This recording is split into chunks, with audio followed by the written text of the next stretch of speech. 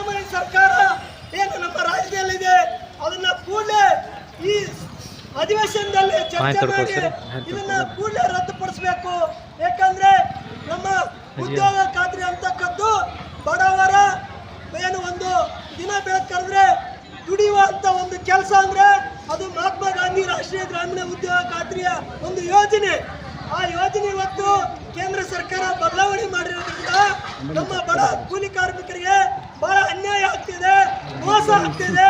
ಇದರಲ್ಲಿ ಮುಂದಿನ ದಿನಗಳಲ್ಲಿ ಇದಕ್ಕೆ ಆ ರಾಜ್ಯನೇ ಅನುದಾನವನ್ನು ಕೊಡ್ಬೇಕಂತ ಏನು ಕೇಂದ್ರ ಸರ್ಕಾರ ಒಂದು ಕಾನೂನು ತಂದಿದೆ. ಅದು ಹಂಗ ಆಗ್ಬಾರ್ದು. ಇವತ್ತು ಏನು ಸೆಂಟ್ರಲ್ ಇಂದ ಬರ್ತಕ್ಕಂಥ ಅನುದಾನ ನೇರ NREG ಕೆಲಸಕ್ಕೆ ಬರ್ಬೇಕಂತ ಹೇಳ್ತಾ ಈ ಸರ್ಕಾರಕ್ಕೆ ಒತ್ತಾಯ ಮಾಡ್ತಾ ಇದ್ದಾವೆ. ಇಲ್ಲಿ ಇರ್ತಕ್ಕಂಥ MLA ಅವರು ಈ NREG ಬಗ್ಗೆ ಏನೋ ಒಂದು ಆಂದೋಲನ ಮಾಡಿದ್ರು.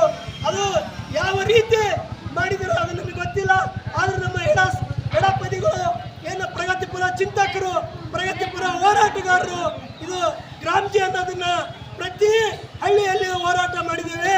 ಇವತ್ತು ಗ್ರಾಮ ಪಂಚಾಯತಿ ವ್ಯಾಪ್ತಿಯಲ್ಲಿ ಅಲ್ಲಿ ಇರ್ತಕ್ಕಂಥ ಮೆಂಬರ್ಗಳು ಇರ್ಬೋದು, ಅಧ್ಯಕ್ಷರುಗಳು ಇರ್ಬೋದು, ಇವತ್ತು ಯಾರು ಅದ್ರ ಬಗ್ಗೆ ಇದು ಮಾಡ್ತಾ ಇಲ್ಲ. ಅದು ಯಾಕಂದ್ರೆ ಅವರು ಕೆಲಸಕ್ಕೆ ಹೋಗಲ್ಲ. ಅಲ್ಲಿ ನಾವು ಹೋಗ್ತಾ ಇರೋದು ನಮ್ಮ ಬಡ ಮಹಿಳೆ ಕೂಲಿ ಕಾರ್ಮಿಕರು ಹೋಗ್ತಾ ಇದಾರೆ. ಅದಕ್ಕೆ ನಾವು ಹೇಳ್ತಾ ಇದ್ದೀವಿ ಕೇಂದ್ರ ಸರ್ಕಾರ ಕೂಡಲೇ ಇದನ್ನ ಹಿಂಪಡಿಬೇಕಂತ ಹೇಳ್ತಾ ನಾನು 2 ಮಾತು ಮುಗಿಸ್ತಾ ಇದ್ದೀನಿ. ಇನ್ಕ್ಲಾಬ್ ಜಿಂದಾಬಾದ್, ಇನ್ಕ್ಲಾಬ್ ಜಿಂದಾಬಾದ್.